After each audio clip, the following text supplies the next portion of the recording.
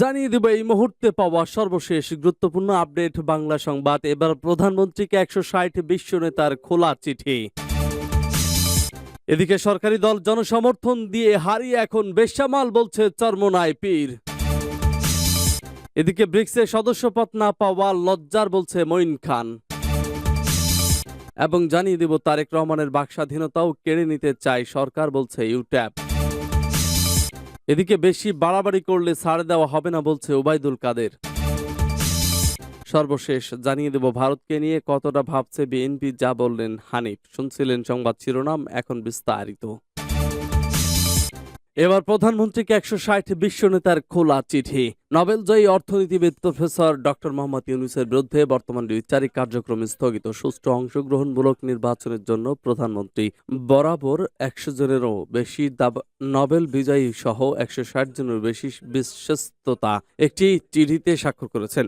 এর আগে গত মার্চ মাসে 40 জন বিশ্ব নেতা একটি চিঠিতে স্বাক্ষর করেছিলেন, যাতে প্রধানমন্ত্রীকে তার সবচেয়ে দক্ষ এবং প্রশংসিত নাগরিকদের একজনের বিরুদ্ধে এই বিবেকহীন প্রচারণা বন্ধ করতে বলা হয়। আগামী 31শে আগস্ট পুনরায় ইউনূসের বিরুদ্ধে বিচারিক কাজ শুরু হওয়ার কারণে 100 জনেরও বেশি নোবেল বিজয়ী সহ 160 জনের বেশি বিশ্ব নেতা একটি নতুন চিঠিতে স্বাক্ষর করেছেন। গতকাল 27 আগস্ট রোববার ডক্টর মোহাম্মদ ইউনূসের প্রতি সমর্থন জানিয়ে চিঠি লিখেছেন যুক্তরাষ্ট্রের সাবেক প্রেসিডেন্ট বারাক ওবামা। তার একদিন পরই 160 জন বিশ্ব নেতার চিঠি নিয়ে আবারও আলোচনায় ডক্টর ইউনূস ও আসন্ন নির্বাচন। এর আগে চলতি বছরের মার্চ মাসে বাংলাদেশ সরকারের আচরণের বিষয়ে গভীর উদ্বেগ জানিয়ে চলতি বছরের মার্চ মাসে প্রধানমন্ত্রী শেখ হাসিনার কাছে খোলা চিঠি লিখেছিলেন। রাজনীতি, কূটনীতি, ব্যবসা, শিল্পকলা ও শিক্ষা ক্ষেত্রের 40 জন বিশ্ব নেতা। ওই খোলা চিঠির ধারাবাহিকতায় এবার 160 জন বিশ্ব নেতা ফের চিঠি পাঠালেন। 160 জন বিশ্ব নেতার মধ্যে রয়েছেন যুক্তরাষ্ট্রের সাবেক প্রেসিডেন্ট বারাক ওবামা ও সাবেক পররাষ্ট্রমন্ত্রী হিলারি ক্লিন্টন, পূর্ব তিমুরের প্রেসিডেন্ট হেসের রমস হোর্তা, প্রেসিডেন্ট আয়ারল্যান্ডের। সরকারি দল জনসমর্থন হারিয়ে এখন বেসামাল বলছে চরমোনাই পীর। ইসলামী আন্দোলন বাংলাদেশের আমির মুফতি সৈয়দ মোহাম্মদ রেজাউল করিম চরমোনাই পীর বলেছেন, আওয়ামী লীগ জনসমর্থনে হারিয়ে আতঙ্ক আছে। ক্ষমতায় যেতে না পারলে ভয়াবহ ক্ষতিগ্রস্ত হওয়ার ভয়ে আছে তারা। ক্ষমতা হারানোর ভয়ে বর্তমান সরকার দিশেহারা। তিনি বলেন, আমাদের কথা হলো এমন কাজ করেন কেন যে ক্ষমতা হারালে ভয়াবহ ক্ষতির মধ্যে পড়তে হবে। দেশের টাকা লুটপাট করে দেশকে লুটপাট করে দিয়েছে। কাজেই বর্তমান সরকারের পতন না ঘটলে ইসলামী আন্দোলন বাংলাদেশ ঢাকা মহানগর দক্ষিণে যাত্রাবাড়ি থানা পূর্বের উদ্যোগে তফসিল ঘোষণার পূর্বেই পদত্যাগ এবং জাতীয় সরকারের অধীনে নির্বাচনের দাবিতে যাত্রাবাড়ি ব্রিজ সংলগ্ন হামিদ কমিউনিটি সেন্টারে তৃণমূল সম্মেলনে প্রধান অতিথির বক্তব্যে তিনি এসব কথা বলেন। অনুষ্ঠানে বক্তব্য দেন সংগঠনের ঢাকা মহানগর দক্ষিণ সভাপতি মাওলানা মোহাম্মদ ইমতিয়াজ আলম, সেক্রেটারি ডাক্তার শহীদুল ইসলাম, মুফতি আখতারুজ্জামান মাহদি, হাজী ইসমাইল হোসেন সহ নগর থানা ও সহযোগী সংগঠন সমূহের নেতৃবৃন্দ।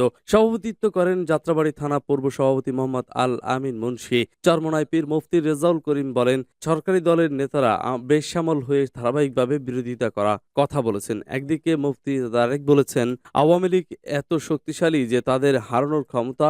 চরমোনাই পীর মুফতি রেজাউল করিম বলেন, সরকারি দলের নেতারা বেসামাল হয়ে ধারাবাহিকভাবে সবিরোধী কথা বলেছেন। একদিকে তারা বলেছেন আওয়ামী লীগ এত শক্তিশালী যে তাদের হারানোর ক্ষমতা কারণেই, আবার বলছেন বিরোধীরা ক্ষমতায় এলে এক রাতেই আওয়ামী লীগ শেষ হয়ে যাবে। এসব তাদের চরম বেসামাল অবস্থা ও অস্থিরতার বহিঃপ্রকাশ। তিনি বলেন, দম্ভ জেদ পরিহার করে নির্বাচনের আগে পদত্যাগ ও নির্দলীয় নির্বাচনকালীন পদক্ষেপ এসব তাদের চরম বেসামাল অবস্থা ও অস্থিরতার বহিঃপ্রকাশ। তিনি বলেন, দম্ভ জেদ পরিহার করে নির্বাচনের আগে পদত্যাগ ও নির্বাচনকালীন জাতীয় সরকার প্রতিষ্ঠা করার কথা দিয়ে শান্তিপূর্ণভাবে সরকার ও বেসরকারি দল নির্বাচনকালীন কেন্দ্রিক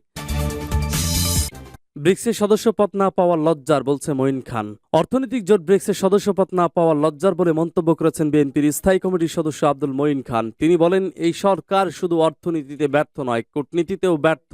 জাতীয় প্রেসক্লাবের আজ সোমবার সকালে এক আলোচনা সভায় মঈন খান এসব কথা বলেন। বিএনপি চেয়ারপারসন খালেদা জিয়ার মুক্তি এবং নির্দলীয় নিরপেক্ষ সরকারের অধীনে নির্বাচনের দাবিতে এ আলোচনা সভার আয়োজন করে জাতীয়তাবাদী প্রজন্ম 71 কেন্দ্রীয় কমিটি। সভায় মঈন খান বলেন, সরকার মেগা প্রজেক্টের নামে মেগা নির্ঘাত দুর্নীতি করেছে। এই সরকার বড়াই করে দক্ষিণ আফ্রিকায় গিয়েছিল, ব্রিক্সের মেম্বার হবে। যারা ব্রিক্সের সিদ্ধান্ত গ্রহণ করে থাকে আমাদের সেই বন্ধু রাষ্ট্র কেন আজকে আমাদের প্রত্যাখ্যান করেছে? বাস্তবতাকে তারা অস্বীকার করতে পারেনি। এই সরকার দুর্নীতি করে লাখ লাখ টাকা বিদেশে পাচার করে দিয়েছে। তারা দেশকে অর্থনৈতিকভাবে ফোকলা করে দিয়েছে। এ কারণে কোনো যুক্তিতেই তারা বাংলাদেশকে ব্রিক্সের সদস্য পদ দিতে পারেনি। এটাই হচ্ছে বাস্তবতা। যেভাবে বিশ্ব পরিমণ্ডল থেকে প্রত্যাখ্যাত হয়েছি, আমাদের জন্য লজ্জার। জোর করে কারো কণ্ঠ রোধ করা যায় না। উল্লেখ করে বিএনপির এই নেতা আরো বলেন, একটা আইন ছিল দেশে, ডিজিটাল সিকিউরিটি আইন অ্যাক্ট। জোর করে কারো কণ্ঠ রোধ করা যায় না। উল্লেখ করে বিএনপির এই নেতা আরো বলেন, একটা আইন ছিল দেশে, ডিজিটাল সিকিউরিটি অ্যাক্ট। এর নাম খোলস পরিবর্তন করা হয়েছে। এই আইন ব্যবহার করে বিরোধী মানুষের কণ্ঠ রোধ করতে চায়, কিন্তু পৃথিবীর ইতিহাস বলে মানুষের কণ্ঠ রোধ করতে পারেনি। মানুষ ন্যায়, সত্য, সুশাসন, স্বাধীনতা, গণতন্ত্রের কথা বলবে, মানবাধিকারের কথা বলবে, এটা কেউ রোধ করতে পারবে না। এই সরকার যে আইন বা নির্দেশ দিক তা জনগণের আন্দোলনের মুখে কর্পূরের মতো উড়ে যাবে। সভায় জাতীয়তাবাদী মুক্তিযুদ্ধ প্রজন্ম ৭১ কেন্দ্রীয় কমিটির সভাপতি আমিনুল ইসলামের সভাপতিত্বে আরো বক্তব্য দেন বিএনপির সাংগঠনিক সম্পাদক আব্দুস সালাম আজাদ, বিএনপির কেন্দ্রীয় নেতা আবু নাসের মোহাম্মদ রহমতুল্লাহ প্রমুখ।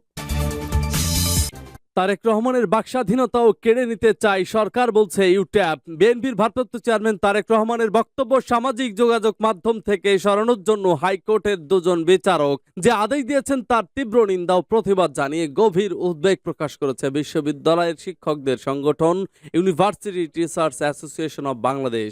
সোমবার ইউট্যাবের প্রেসিডেন্ট অধ্যাপক ডক্টর এবিএম ওবায়দুল ইসলাম ও মহাসচিব অধ্যাপক ডক্টর মোহাম্মদ মোর্শেদা হাসান খান এখন এক বিবৃতিতে বলেন, এ ধরনের আদেশ সরকারের খায়েশ পূরণের জন্য রাজনৈতিক উদ্দেশ্য প্রণোদিত।